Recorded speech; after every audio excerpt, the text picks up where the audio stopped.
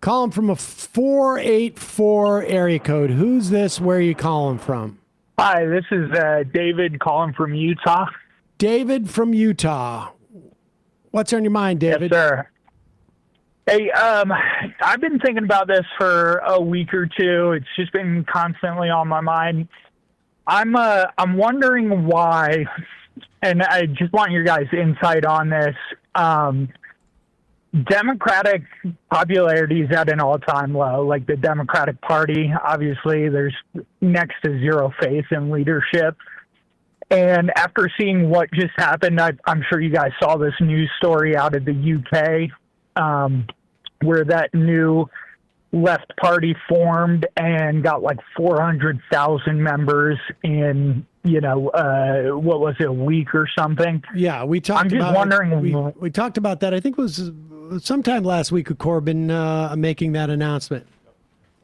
Right. So I'm wondering why we don't have left progressives in this country using this as an opportunity to position themselves to open a new left progressive party. Well, I'll tell you why. It's because, parliamentary. We have a different system of government. And so having a sort of like a fraction of the Democratic Party, whether it's a quarter or a half, I mean, there's no opportunity to sort of say like, okay, this is how, I mean, let's say we had a parliamentary system, right, where you have multiple parties and you build a coalition government, which is how it, almost always has to happen. You could have 10, 20% of the Democratic Party break off and then leverage their ability to enter a coalition with the Democrats to take control of power. But we just don't have that system of government. So really there's two options. It's either, and I'm just basing this upon attempts over the past 20, 30 years to start a third party. And we're talking more on a federal level. Like there's been some success in third parties on local levels. But on a federal level, there's really one of two things you can do. One is to have sort of like a fusion party where your endorsement or allowing people to run on that ticket will give you a little bit of leverage. The Working Families Party does that. And in some states, actually, though, they have their own party lines. And it does fairly well, locally. But the only other option is to take over the party apparatus. And that's why they're so nervous about Zoran, because it is part of an internecine fight amongst the Democrats.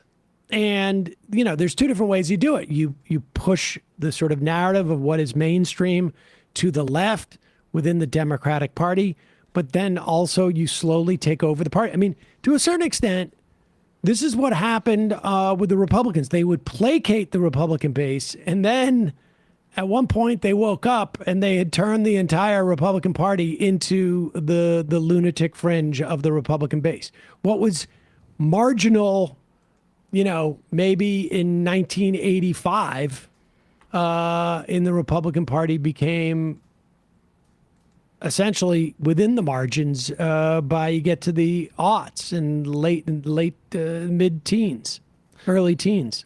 Yeah, this is a major debate within the DSA. What's your relationship with the Democratic Party, with some folks wanting a dirty break with the party or whatever. But the thing to point out about Corbyn is he was expelled from labor. He didn't decide, I'm going to go start my new party. This was forced on him by the purge of basically the Corbyn wing on a pretense that they're anti-Semitic.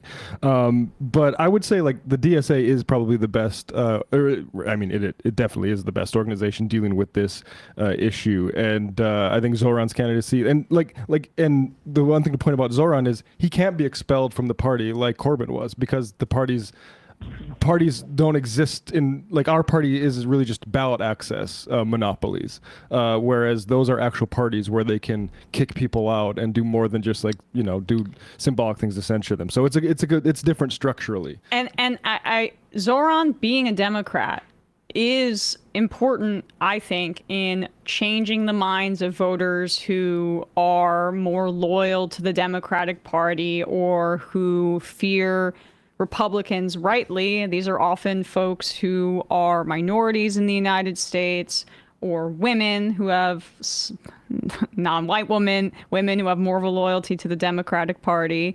And when you can present those ideas within that context, it makes people feel safer voting for that person. You know, Zoran running as an independent would not have the same success as he will with having a D next to his name, because it creates a level of underlying trust with a voting base that we still need to win over in order to achieve meaningful power in this country. And Zoran saw that. So that's why he's ran in the Democratic Jabari primary. Brisport, a great politician here, ran for office under Green Party and got wrecked, and ran as a DSA elected Democrat and is now in power. Yep. So Appreciate the call. I mean, Oh, wait. yeah. I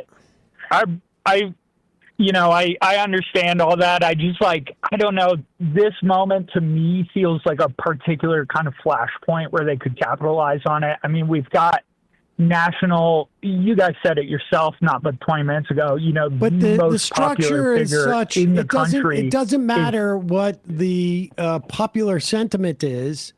The structure is such that it what you're talking about is not going to happen. I mean, I also disagree with what you're saying that we have enough sort of support for a third party. But even if that was the case, structurally speaking, all you're going to do is A, either not get ballot access, or B, I mean, look, just look at the no labels people. I mean, there are billionaires out there who have tried to back this type of thing and they can't get anything going. Now, there's not a real constituency for it, although to the extent that, I mean, I think there's centrist Democrats, but the bottom line is, just structurally speaking, this is what we have.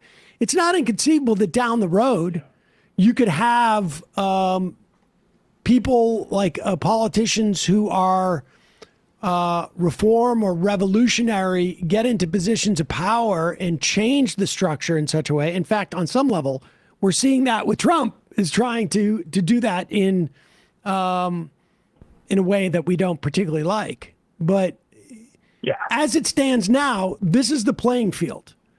And you can field a football team, but it's a baseball field. And it doesn't matter how much people want to watch baseball. Football, you're in a baseball field. And it just ain't going to work. Appreciate the call. Thanks. Folks, that ends the phone call portion of our program. Thaddeus Stevens was elected as a Whig and then became a radical Republican. So I think that history might be instructive as to, organize within the structure that's there. And if something happens, then you are at least prepared for it. You can't wait for something to happen and expect everything's going to be built and you're going to have, say, people to staff administrations or even run credibly for office. Honestly, the best third-party strategy would be to start a center-right third party, or a far-right third party, just to kneecap the Republicans. The thing is, The Republicans would just go for the right. Yeah, well, the vast majority of them. But even if you left 10% behind, that would be Johnny Ballgame. But yes, that's probably true. All right. Let's do some IMs, and then we'll be out. Just make one point. Somebody commented on the Morena party, and that also was precluded. I talked to Kurt Hathpark and Jose Luis from the Soberania podcast, and that was preceded by electoral reforms, significantly. So it wasn't just a let's take the plunge situation. All right, 5. Verbonia. Brian, please hit 2 coconut soundboard drops if Emma's holding you hostage and forcing you to laugh at her jokes. How about I hit 2 for that comment? Emma's jokes have been good lately. Thanks. That is a weird. That's the joke. Henry the contractor. You all see my email about the Puerto Rico Fiscal Control Board. We will check that out. AZ.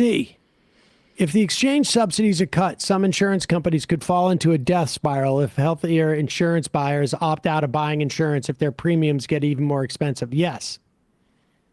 True. Cauliflower. Party politics in America aren't parties in the European sense, but more like ballot monopolies. Yes, that's true. That's, yeah. Two more. Nicola. How would that make Dems better, Sam, or encourage left politics? What's that mean? I'm not sure what you're responding to. My strategy to split the Republican Party? How would that make Democrat politics better? If the Republicans weren't an actual threat, people could turn their attentions to why the Democrats suck so much. I listen. Yes, we spent so much time. Who would you rather have be on the? Just to continue to belabor this metaphor, on the playing field. For me personally, I wanted Hillary Clinton to be on the right side of the playing field, as opposed to Nick Fuentes or Donald Trump. The idea is that if the Republican Party was a less viable party, you would then be able to push the Democrats further to the left. Because this is what we saw in during the Obama years, and it always plays out in the same way. After the sort of the right wing lurch, the Democrats get more timid and they go for the one that is possibly going to win. That's why Bernie, in many respects, had a better shot in 2016 than he did in 2020. Yeah.